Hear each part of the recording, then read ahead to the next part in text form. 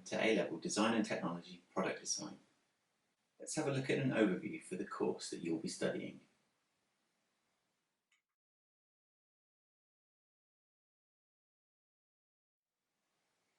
Your course is made up of two parts.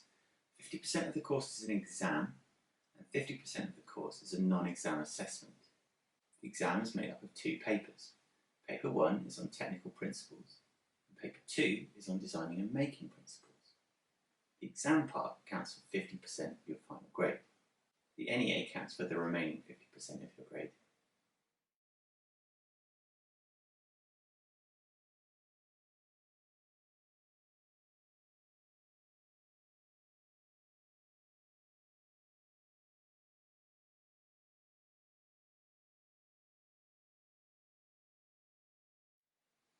Let's have a look at the first paper, Technical Principles.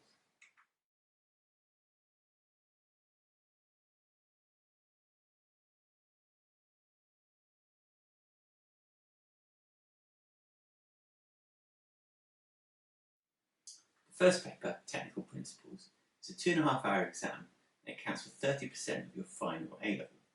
Let's have a look at what's on the paper.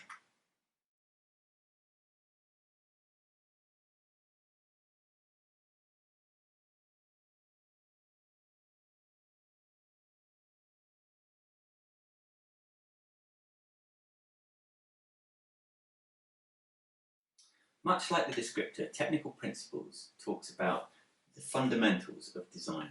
So that's the materials that are in the world around us and the processes and techniques that we apply to those materials when we're making a product.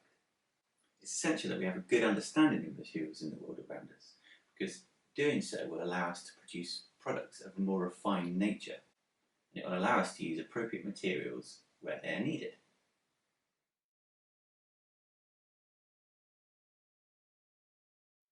Paper 2 is 1.5 hours long, and it counts for 20% of your final A-level grade. Paper 2 looks at designing and making principles.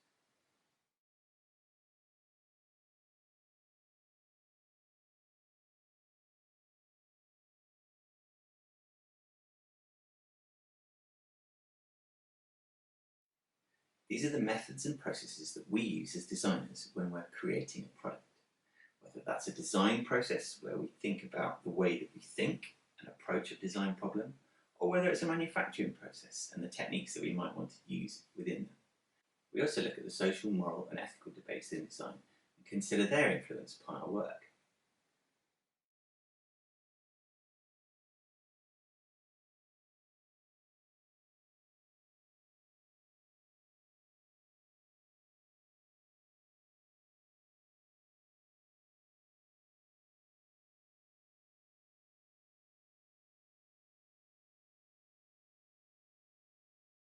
There are two books that we recommend for this course, the My Revision Notes book and the AQA Revision Guidebook, both for A-Level Product Design.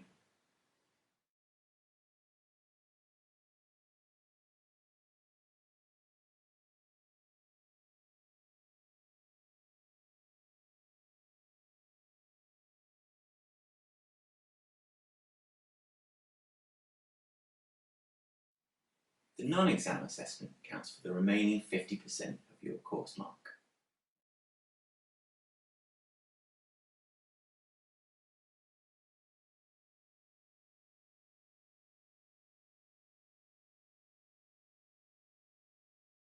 Much like GCSE, your NEA will involve you researching the context. Unlike GCSE, you get to choose that context, so you're much more in control.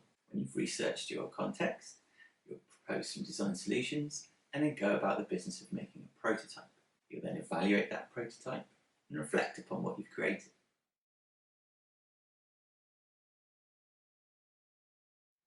It's important for you to familiarise yourself with the assessment criteria for this course.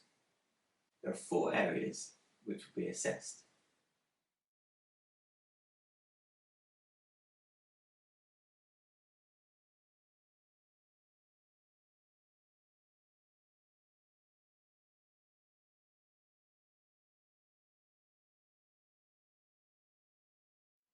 The first 3 assessment criteria look at your ability to identify a design problem, create a solution and then evaluate that solution.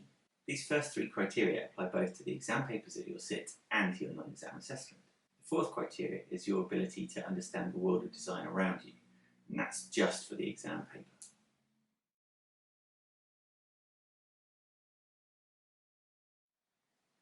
A career in design can be a rich and rewarding experience. You might already have an idea of what you'd like to do after A-level, but you might have no idea at all. Design can help to give us an understanding of the world in which we live. It will help us to identify the systems and processes that influence our everyday lives, and it will give us the tool to influence those systems. Everything that we're surrounded by has been designed by someone. I've personally spent 20 years working in the design industry, and it's taken me all over the world. You might choose to pursue a career closely related to design, such as working in manufacturing or media or the arts. You might choose to pursue a career away from design, such as a career in science or law. Either way, a design qualification will give you critical thinking skills that will aid you in your career path.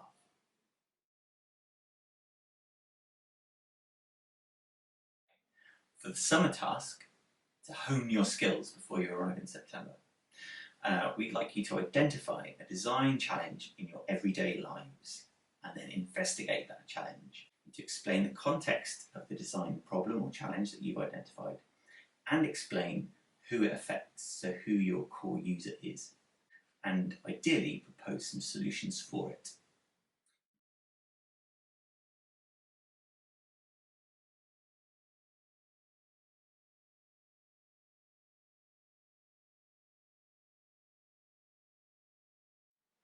To help with your research for your summer task, you might choose to investigate the work of other designers. I could highly recommend looking at the work of Kenneth Grange, a very famous industrial designer of everyday objects. You don't necessarily need to be influenced by a product designer. You might be influenced by an artist or an architect or a sculptor.